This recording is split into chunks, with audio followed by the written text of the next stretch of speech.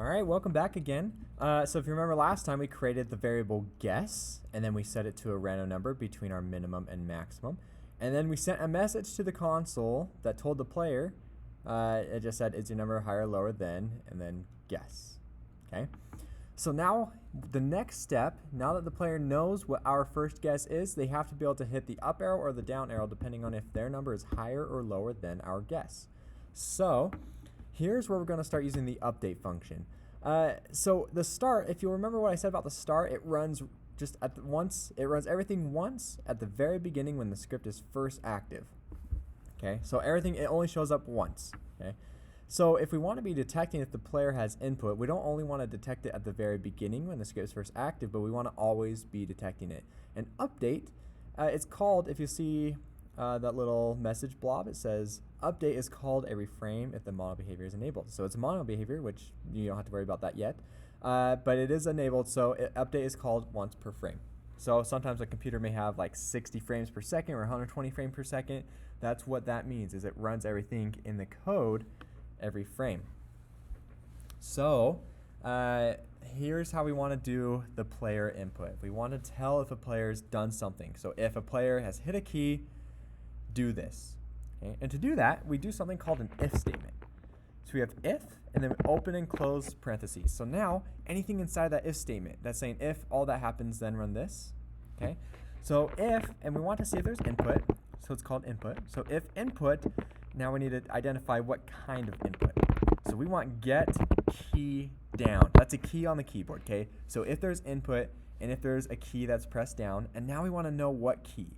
We want to look for what key was hit. So we do the open and close parentheses again. So if input.get key down, and now to identify what key it is, we say key code. Okay, key code. Dot. The first one I want to do is up arrow, which shows up right there. Okay, so if there's input, and if it's a key that's pressed down, and if the key is up arrow, then what do we do? Okay. And you'll notice, so in update, if you see, normally we end a line of code with semicolon. This isn't necessarily it's not telling the engine, Unity, it's not telling it to do anything. It just says if this happens, right? So here's how we tell it to do something. We have to hit enter after that second, close parentheses. We want to start a new curly bracer. So if you hit the open curly bracer, or if you see the one on the left right there, this one right here, it will automatically produce the second one, and then you just hit enter, and it will create your new line of code for you. So now, like an update or start, anything inside of these two it runs. This if statement, if that's true, anything inside of those open and close curly brackets will run. So if that happens, if there's the up arrow is pressed, I just want to test to make sure it works. So let's do debug.log again, and I'm just going to say up arrow was pressed. So if we'll go ahead and save that, we can hop back into Unity. And if I hit play, you'll see that the game, if you see up here, switches from scene view to game view anytime you hit play. So once you're in the game view and you click in the game view, now it will detect if you press a button. Okay, so we see down here, is your number higher or lower than 328? Right, again, that's a random guess produced by our code that we wrote last time. Now if I hit the up arrow is pressed, up arrow is pressed, and I could just hit it over and over and over again, and it will keep showing up. Okay. So here is a little challenge for you. Now that you've seen how I do the if statement, create two more if statements, one for the down arrow and one for enter. And here is a little tip. Enter, the key code for enter is not enter, it's actually return. That's how the computer recognizes the enter key. Okay. So try and add your code. And one more tip, you don't want to add your next if statement inside of your previous if statement.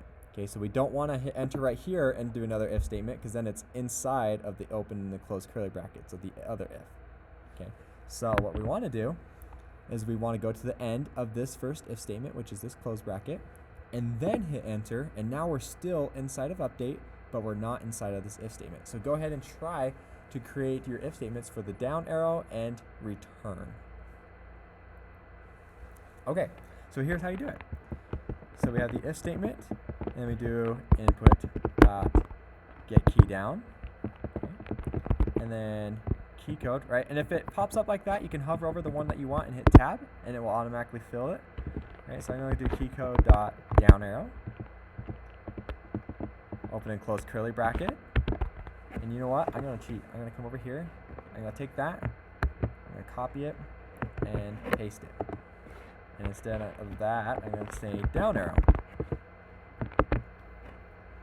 Now, it's good. You could just copy and paste all of this right down below. But it's good to get into the practice, so go ahead and write it out. If input dot get key, get key down. What's the key? Well, it has a key code of return. That's our enter button. Then I'm going to do that line of code, except I'm going to do enter was pressed. Now if I save that and I go back into Unity, and I hit play, let's test it out. So I have up arrow, down arrow, and enter. Enter is pressed. Perfect. So now we have it all set up where it can detect input. One last thing, if it just has the if statement, anytime this is true, it will run this code. But what we don't want is hitting two buttons at once. So what we could do, so we have our first if statement, but what we want to do is if that's not true, right? So if they didn't hit the up arrow, we want to change that to else if. So it doesn't run them all at once. So if this is true, do that. Else, if this is true, do that. Else, if this is true, do that. Right? Never at one time are they all going to be true at the same time.